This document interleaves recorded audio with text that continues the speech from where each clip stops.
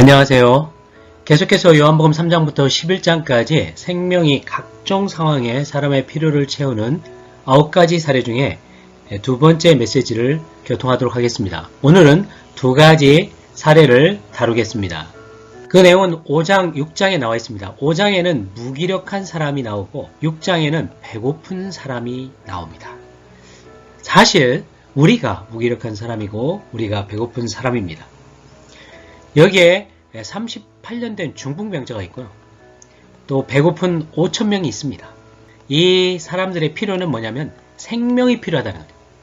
이 생명은 다만 생명이 아니고 이 생명이신 주 예수님을 말씀하고 있습니다. 이 생명이 사람들을 소생시킬 수가 있습니다.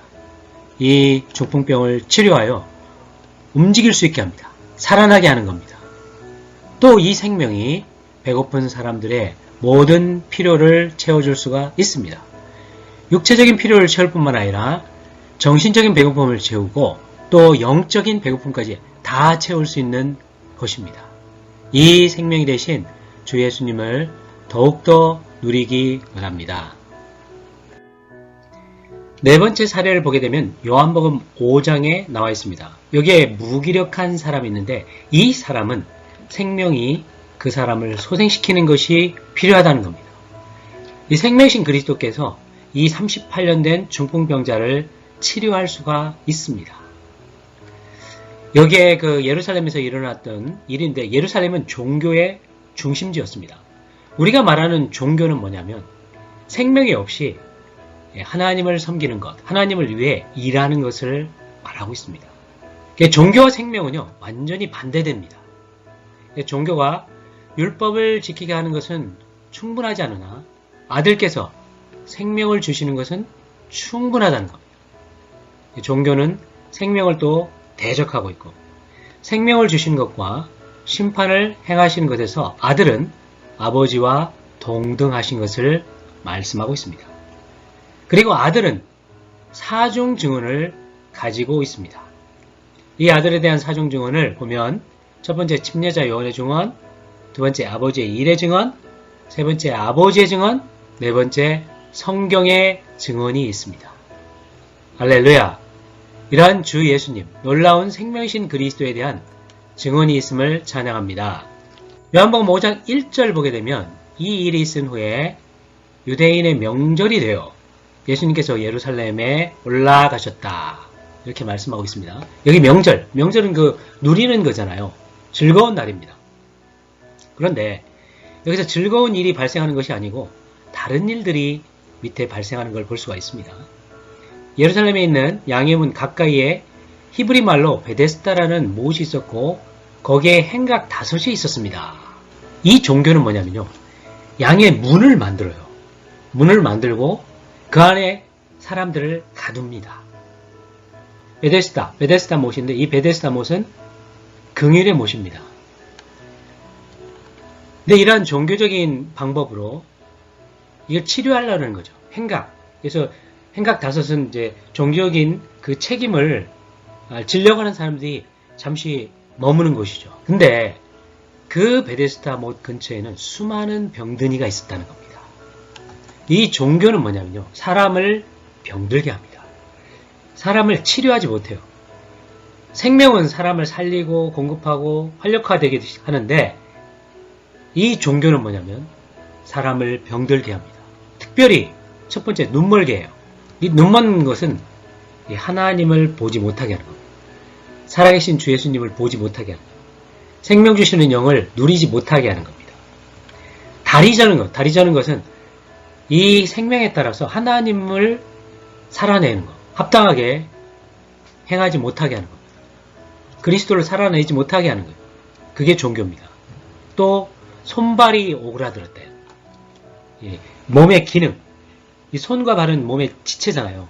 이 지체들이 기능을 발휘해야 되는데 이게 생명의 공급이 안 돼서 자라지 못해가지고 오그라들어 버렸습니다. 그들은 물이 움직이기를 기다리고 있었습니다. 왜냐하면 5장 4절에 나와 있는데요. 천사가 때때로 못에 내려와 물을 휘저 놓는다는 거죠. 여기에 천사가 있습니다. 종교는 생명이신 그리스도 말고 어떤 천사를 숭배합니다. 물이 움직인 다음 제일 먼저 들어간 사람은 어떤 병에 걸렸든지 낫게 된다. 이 종교에는 또 경쟁이 있습니다. 1등이 돼야 돼요. 그리고 5장 5절에 보게 되면 거기에 병든 지 38년 된 한 사람이 있었습니다. 그래서 주 예수님께서요, 이 38년 된 병자를 치료하셨습니다. 그리고 잠시 뒤에 그 만났는데 5장 14절 보게 되면 보십시오. 그대가 나았으니 더 심한 병이 생기지 않도록 다시는 죄를 짓지 마십시오. 이렇게 말씀하고 있습니다. 이 질병의 근원, 수많은 병의 근원이 죄라는 것을 말해주고 있습니다. 그래서요, 우리는 아주 분명히 알 필요가 있습니다.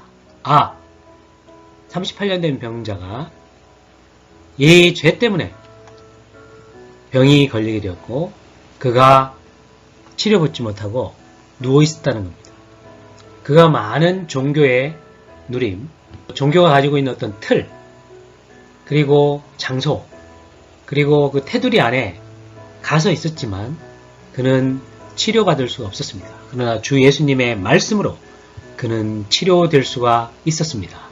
여기에 옛날 주 예수님 사실 때에 예루살렘 지도가 있습니다. 예루살렘에는 뭐가 있냐면 이 8가지가 있습니다. 명절이 있고 특정한 날의 누림이죠. 두 번째로 베데스다의 못, 한정된 치료수단이 있습니다. 또 천사들이 있습니다.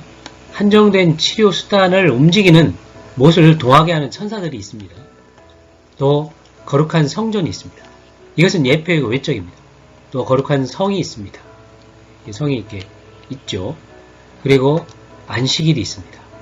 율법적이죠. 모세 율법이 있습니다. 구약 성경도 있습니다. 이 8가지가 있는데 이것이 종교적인 것의 특징입니다. 우리가 이 종교를 떠나서 생명이신 주 예수님을 접촉한다면 주 예수님을 매일의 명절로 누릴 수가 있습니다. 매일의 치료수단으로 누릴 수가 있습니다. 어떤 한정된 장소가 아니고 항상 그분을 접촉할 때 우리가 치료받을 수 있다는 거죠. 그리고 천사들이 필요 없고요. 대신 뭐 해주는 그런 대리자가 필요 없습니다. 우리가 직접 이 주 예수님을 생명으로 누릴 수가 있는 것입니다. 그리고 교회가 바로 생명이 충만한 거룩한 성전이고요. 교회가 또한 하나님의 왕국으로서 하나님의 신성한 통치가 있는 생명의 영역입니다. 안식이 일이 있는데 어떤 특정한 날이 있는데 주 예수님을 누릴 때 항상 안식일을 누립니다. 주 예수님이 있으면 안식일이고요. 주 예수님을 누리는 날이 안식일입니다. 생명이신 영원한 생명, 신성한 생명, 이 거룩한 생명을 우리가 접촉할 때 자연스럽게 우리는 안식을 누리게 되는 것입니다. 모세의 율법이 있지만 신약 안에는 생명의 법이 우리의 영 안에 있습니다. 구약 성경이 있지만 신약 성경이 있습니다. 이러한 8가지는 각종 병자들을 크게 도울 수가 없습니다. 그러나 생명이신 주 예수님은 모든 문제를 해결하시고 우리를 충분히 도우실 수 있는 분이십니다.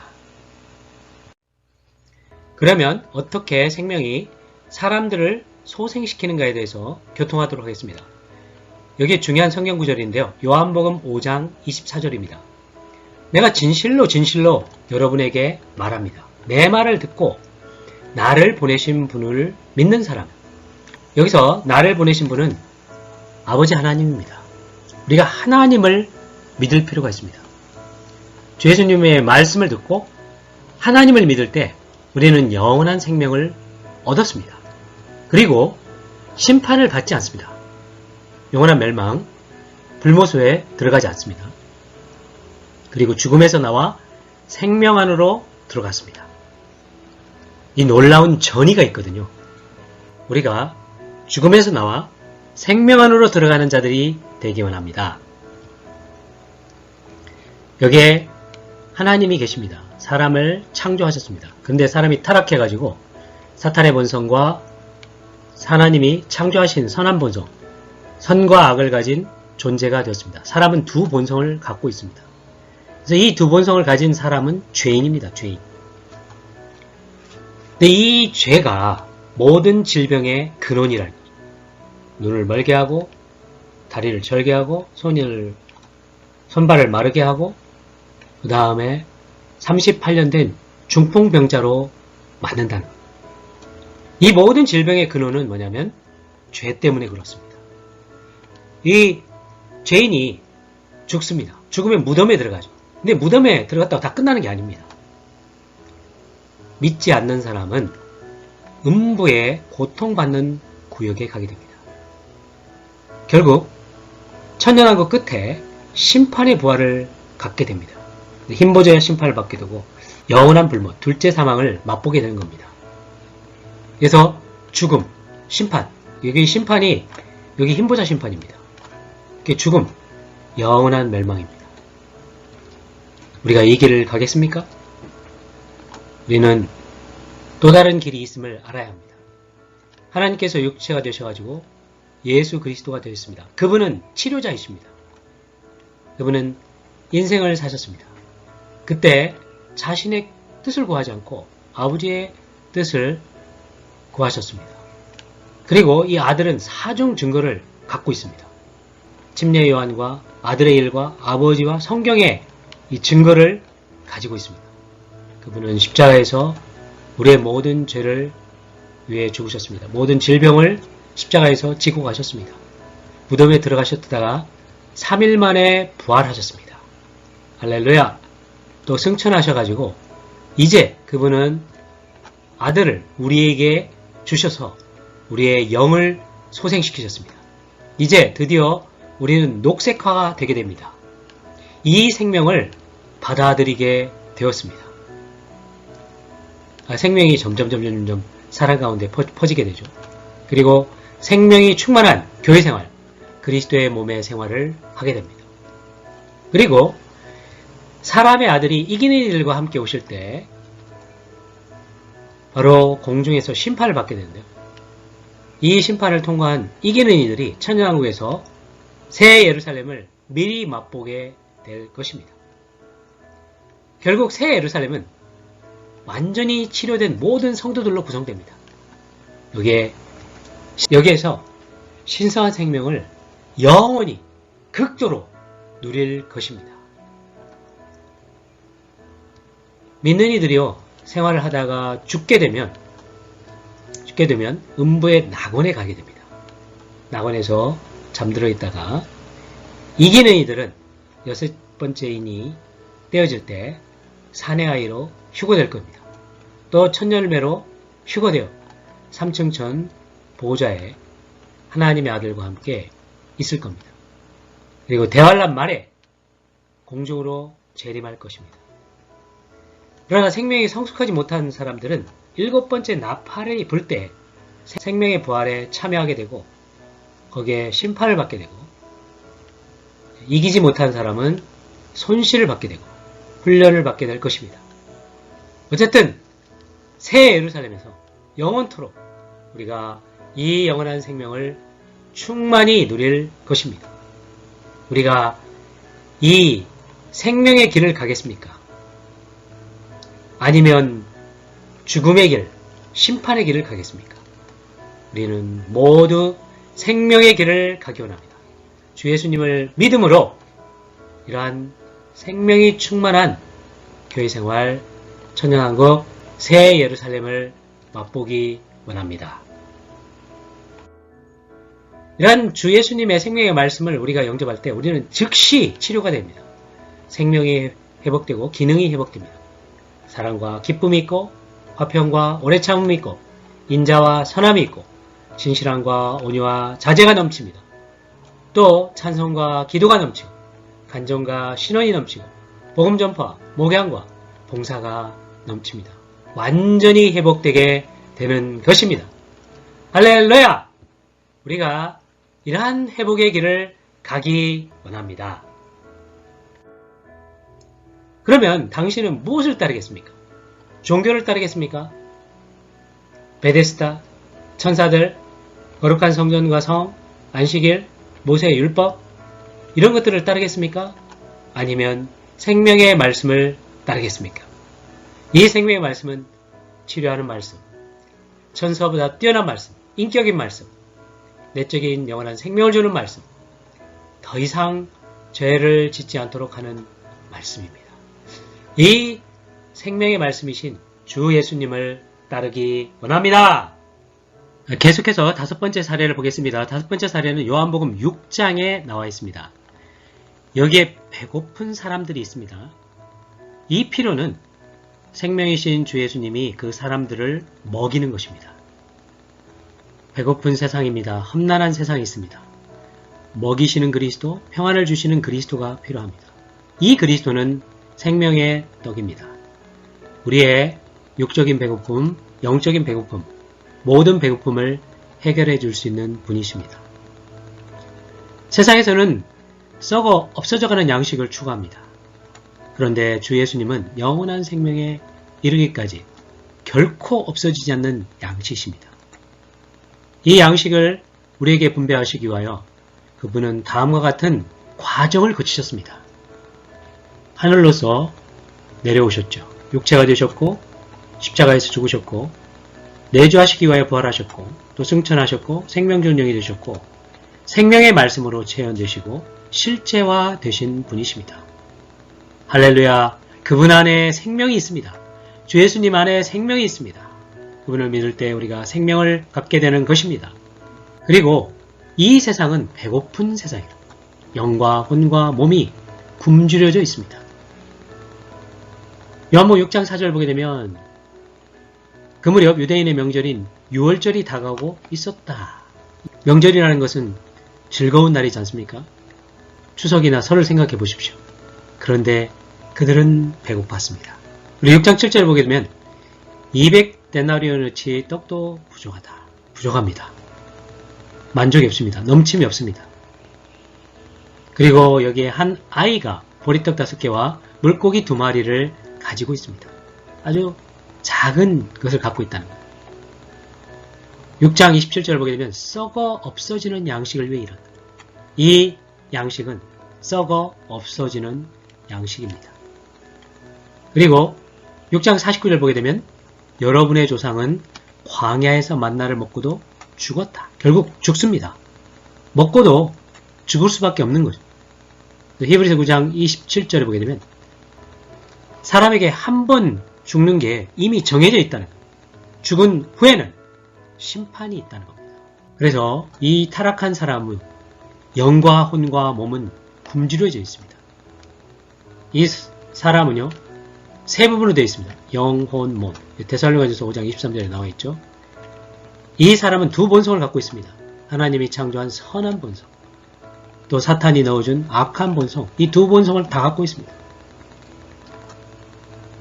이 사람의 몸은 먹는 것, 마시는 것을 추구한다.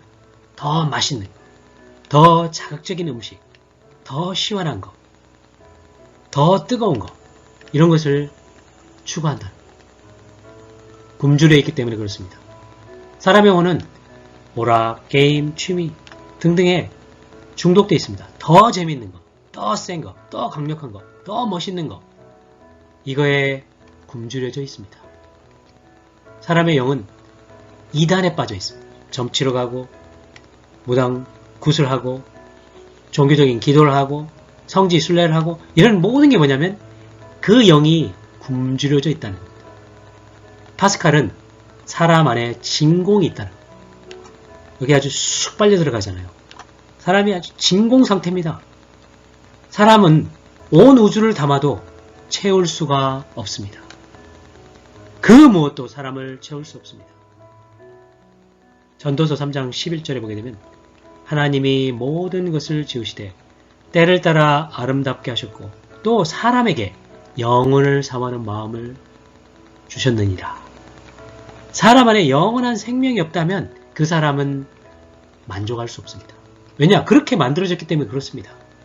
우주를 담아도 사람은 채울 수가 없습니다. 배고파할 것입니다. 그런데 이 사람을 진정 굶주림으로부터 해방되는 길은 영원한 생명이신 주 예수님을 영접하는 것입니다. 그렇게 할 때 진공 상태가 사라지게 되죠. 0부터 점점 사람은 채워지게 됩니다.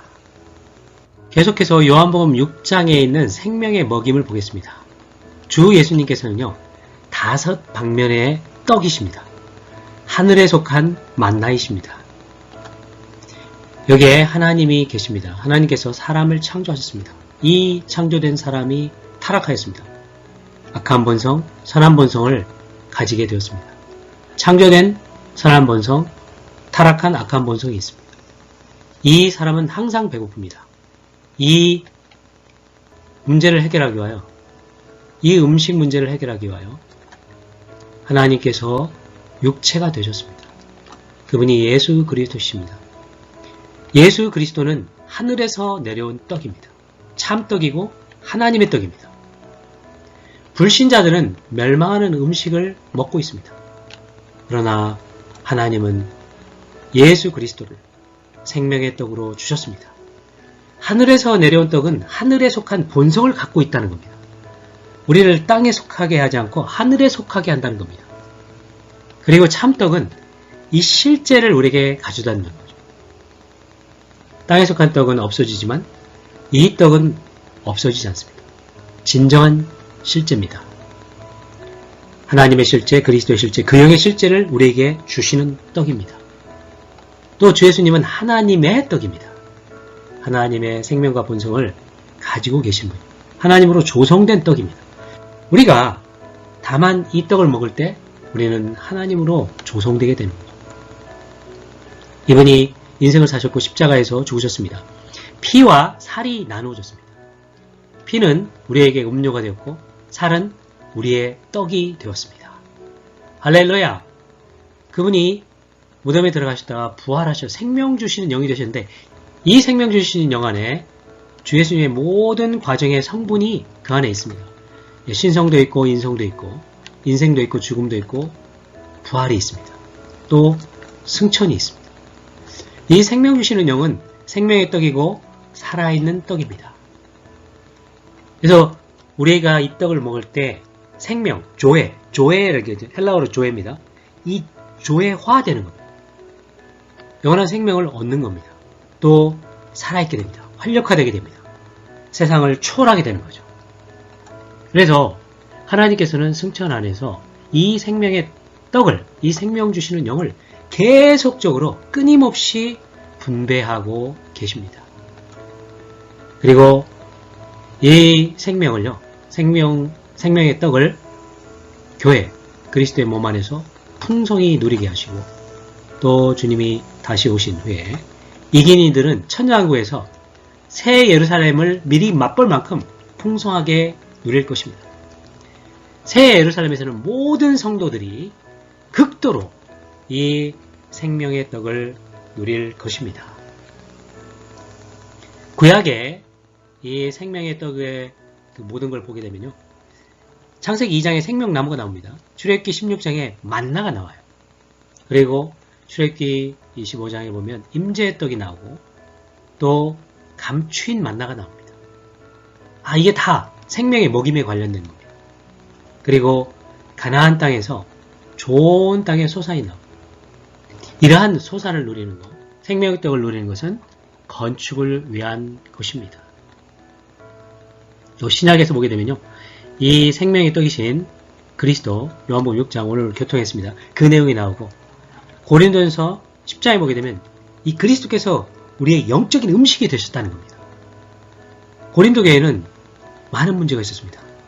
그런데 이 사도 바울은 이 문제를 처리하는 길이 영적인 음식을 먹는 것이라는 겁니다.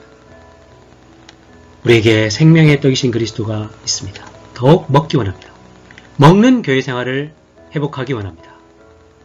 또 계시록 2장에 보게 되면 생명나무와 감추인 만나가 있습니다. 이긴 이들에게 주고 또 천년왕국 안에서 그들에게 보상으로 주어질 것입니다. 할렐루야! 이 시대에 우리가 이 하늘에 속한 만나를 계속 누리기 원합니다.